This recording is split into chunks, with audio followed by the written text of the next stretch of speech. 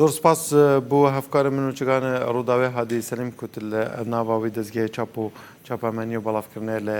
گەلما بووی چ پێنەوێت هادی و هەڕووسا بینەرە گودانە ڕووداوێ خواندن تشتێک گەلێکی باشە و گەلێکی روشنبیریە مرۆڤان زیاتر لێ دیکە بین ما بحثا مفاهیم خواندن کردن بین بحثا مفاهیم فقهی آنکو میوه‌ای بکن مفاهیم هجیره نهال هرما کردستان ورزیوی پیگشنا هجیره و هرما کردستان جی زور نافچین هرما کردستان نافدارن به هجیره وکو هجیره تقطق هجیره آکره و هروسا هجیره سرتکا بامو کو مفاهیم گلکن افجا اما ایرود دمان رجدا و بحثا هجیره بکن و بحث عفیفی هنه بکن کنها کفتیت نوا بازار کردستان جلو هر ترکی نه هجیرت دیتن هر کسی که تو ببینی روزانه دبیجه من هجیر خاربون و هجیرت فلان جه خوشن افجا اگر ایکی آکر بکفت برانبری تو تخمپینه بخته و بحث هجیرت آکرت کن جبر وی کم بزنی که مفاهیم هجیری چنه و هر روز اگر خرابیه کل هبه بو مروی ام بزنی که او چه خرابینه و بوچی هندک بجن هجیر خرابه بو مروی اما بزنی که چه او هجیره جت پاراستن و مفاهیم درستی بو بدن مروی چنه به مفرد اما موانداریا پسپورا خوراکی و هر روز مامستا زانکوی دکتر زید حدو کریم بکنید نوا استودیا ما نورج داد تو گله کی بخیر بیس پیدا تا باش بیتن باشه دست بگم تو خازم بزنیم مفاهیم هجیره چنه مفاهیم گلگن بس هدی همه براوی بله سر تبا دست پیدا کم که به درجه میجوی مروایتی لوتی که یعنی لناو هم گلانی جهاندا زور گرینگی که تایبت به میوه هنجیر دراوه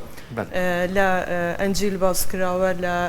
هر وها لا یونانی کنه کان زور گرینگیان پیداوه لا قرآنی پیروز صورتی 95 بناوی صورتی تین یعنی هنجیر وهاتوه اوش لا يعني هندك لسودا تندرستي كاني هنجير زانستيان كليكولينا تجارة كاني شان لسر كردو زان راون هندك شان تستان ناديار ماون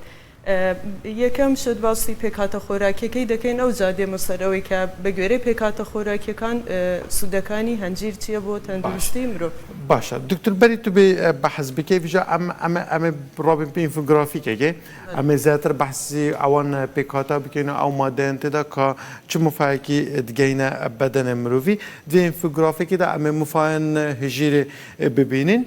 لدست پیکیجی ام بحثا بهز کرنا هستیکن مروی آنکو به هزبونی استیک دیکن چونکو هجیر یا زنگینه به کالسیوم و مگنیسیومه جبروی که بتا پالپشتیا که باش و بهز کرنا اسکن مروی افجی یکی جوا مفانویه هر روز هرس کردن و دابازینی کش و دیجا شیر پنجه افجا ام بین یکی که بحث بکن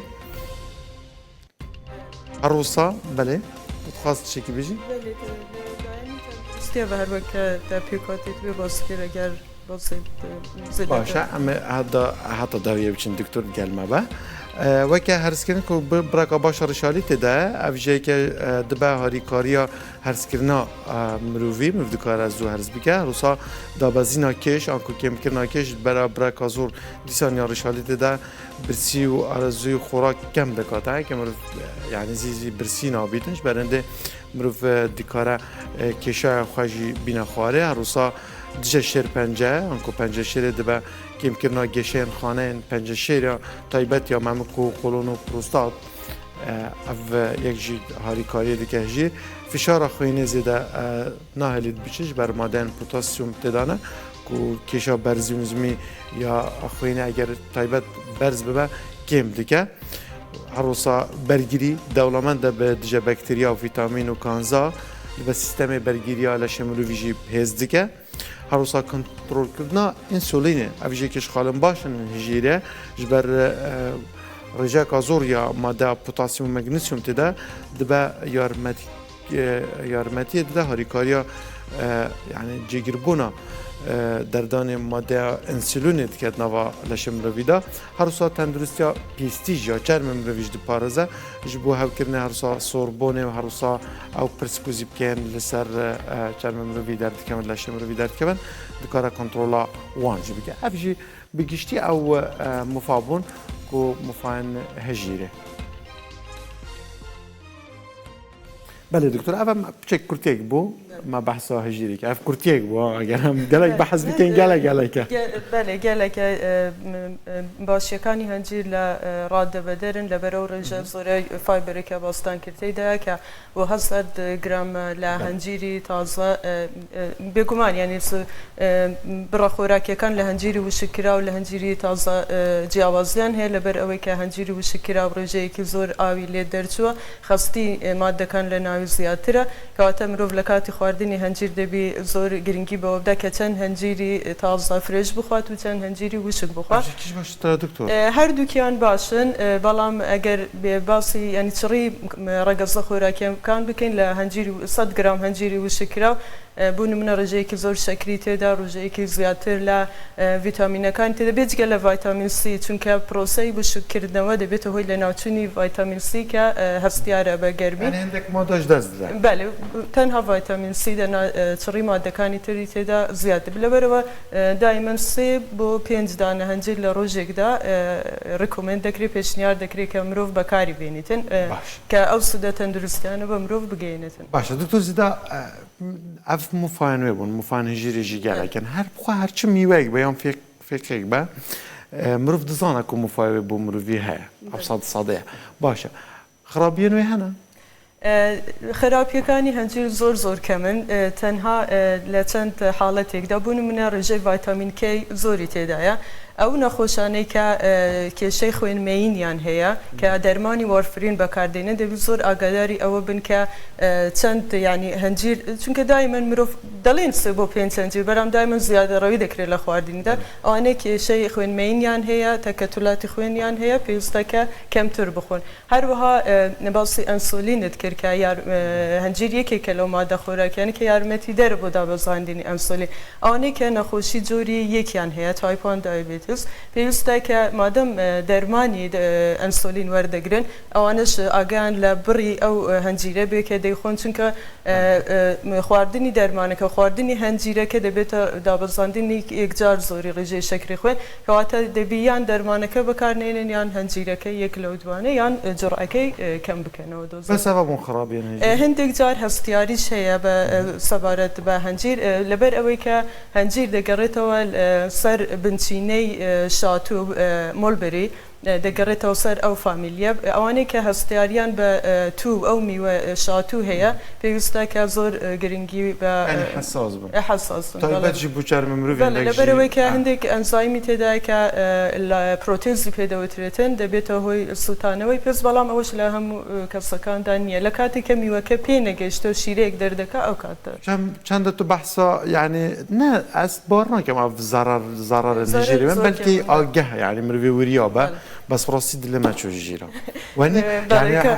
بابتي ما نسيت جيرة كاجمير هشتي بياني وبادكاتي وياك اواني نخوشي قبضيان هي بهوي خوراكوا دو هنجير بخون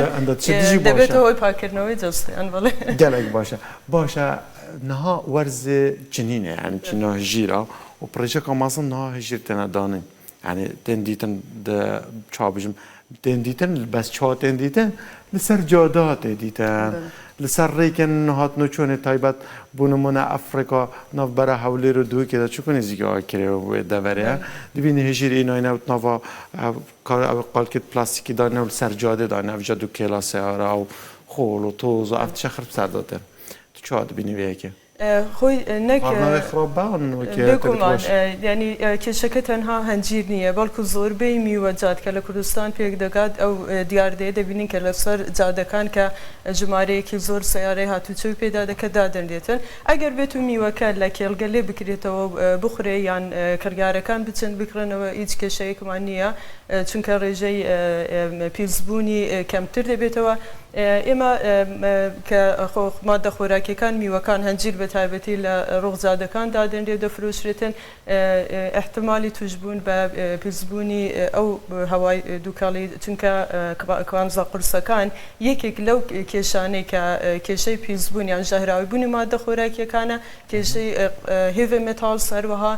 تۆکسین ژەهری کەڕوەکانە کە هەنجیریش یەکێکە بە تایبەت هەنجیری وشکراو یەکێکە لەو خۆراکانەی کە زۆر تووشی ئەو تۆکسینانە دەبیتن ڕێژەیەکی زۆر کەمی ئەو مادە ژەهراویانەیە کە کانزا قورسەکان وەکو قورقوشم بۆ نمونە کڕۆمە نیکڵە ئەوانە کە لەگەڵ دووکەڵی سیارە و ئەوانە هەن لە جەوی پیسکە نزیکە لە کارگێرەکان کە نزیکە لە جادە ڕێوسەکان دەبێتە هۆی توشبوونی مادە خۆراکیەکە پێویستە کە مادە خۆراکیەکە زۆر بە جوانی بشۆردرێتن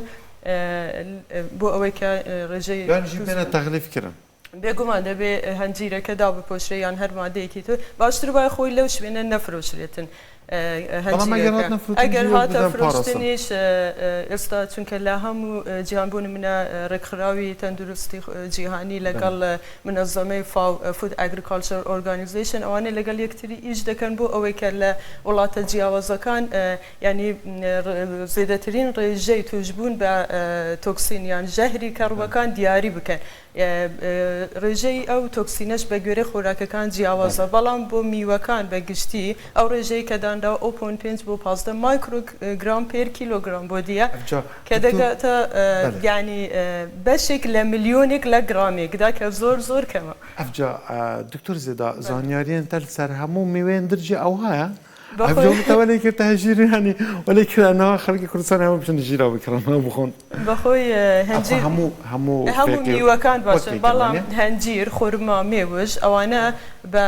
ینی خۆراکە زۆر باشەکاندا دێنێت چونکە کانزاکان و ڤیتامینەکان ئەگەر لە هەندێک میوەدا بۆ نمونە یەکێکیانی تێدا بەرزە بەڵام لە هەنجیر زۆربەیان بە ڕێژەیەکی زۆر بەرزی تێدایە باشە داوی پرسیار بچیت بژن هێژیر نابێت بێتە شیشتن بەخۆی دەبی بێتە شوشتە بەر باش بەس خەڵک برانە ئەوها بخۆ خۆشە وانە مەسپیکە و تەمامۆژەک و هەلی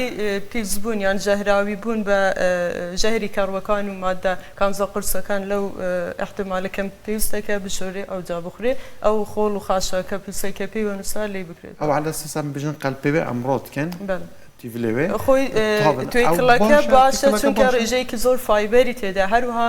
فایتۆکیمیکالس یان مادە دژە ئۆکسێنەکان لە توی کڵی هەنجیرەکە بە تایبەتی هەنجیری ڕەش و سوور ئەوانە مادە دژە ئۆکسێنەکان لە توی کڵەکەی کۆبووتەوە بە ڕێژەیەکی زۆرتر وەکو لە گۆشتی هەنجیرەکە هەردوو ژوەکێکن زار و ڕەش لە ڕێژەی فایتۆکیمیکالسەکان دژە ئۆکسێنەکان لە ڕەشەکە زیاترە بەهۆی ئەوەی کە ئەنسۆسیانی تێدا باشە گەلێکی سوپاس بۆ پسپۆرە خواردنەی ئەنگۆ خۆراک و تەندروستی و مامۆستازانکۆی بەرز دکتۆر زێدا حەدوکەریم کو لە گەلمە بوون زۆر سپاس بۆوان هەموو زانیاریان دەدەن دەستێتە خۆش بە ڕۆژێکە خۆش.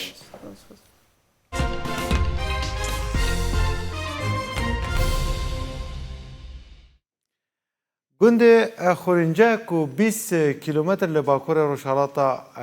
Piranşar dûr e ku mêjoyeka mezin wî de verê her li serdemên pêşî Îslamê da ku derdûra ewî gundî bi berên mezin bi şêwekî gelekî şûk û sersûrhêrar li ser yek hatine danîn. Ev jî weke curek şu an berdana ku bi giranêt ku bi tenya li ser astê Îranê belku li cîhanê jî ev giranêt hene te nas kirin.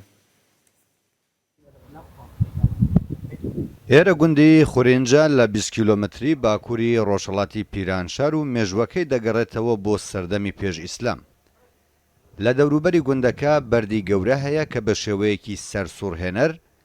لەسەر یەکدی کەڵەکە بوونە و بەهۆیەوەی جۆری بەردەکان گرانیتە. نەتەنیا لە ئاسیێران بەڵکو لە جیهان ناسراوە. هەر یەک لەو بەردانە ناوی خۆیان هەیە و وێنەی ئاژەڵ و گیاندار و باڵندەیان لەسەر هەڵکەندون. کوری پێداڵم سەرەوێ بەری شای پێداڵم ئەوە ئەو کوڕێ مەداڵ بەدەبێت دەبنێ ئەو کانێکەوەی پێداڵم کانێکەوەی زمنداو جەماعەتی لێ خەزەبێتەوە زحمانە.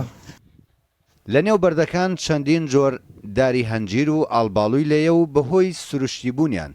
تام و چێژێکی تایبەتیان هەیە. ئەنجیرە کەشکەی هەیە ئەنجیرە بارزانەی هەیە ئەنجیرە هاوینەی هەیە ئەنجیرە پایزی هەیە ئەلان بازەکەنە وەختی شەختی دەکەن خەلاز نابیجێت جا بڵێ ئەوە گەیشتە و خەلازە پێشە ناو ئەنجیری لێ. نەتەنیا خەڵکی گوندەکە بەڵکو لە شارەکانی دیکەش بۆ هەنجیر و ئاڵباڵ و سەردانی ئەو گوندە دەکەن. ئێمە لە پیرانشار ڕاهاتوینە ئەوە دیارە خوڕین سەر بە شاری پیرانشارەوەیە نێوبانمان جۆرێ بووە بێستا هەنجیرەکانی تایبەتن تامیان خۆشە و بمرەبای زۆر بەکاردێ هاتوینەتە ئەوای خوڕینجی بۆ هەنجیران هەنجیرەکەی بەڕاستی جوانە لە هەنجیری هەورامان وانە زۆر جوانتر و ڕێکوپێکە. جگە لە خواردنی ڕۆژانە زۆرجار هەنجیرەکە دەکرێتە مرەبا و دەچێتە سەر سفرەی ماڵان. لە نزیک گوندەکە شوێنێکی لێیە هاوشێوەی ئەشکەوت و پێی دەڵێن کۆنەپێست کە شوێنێکی ساردە و لەوێ پەنیر و بەرهەمە شیریەکان هەڵدەگیرن. گوندی خورینج بە فەرمی لە لیستی شوێنەوارە نیشتمانیەکانی ئێران تۆمار کراوە.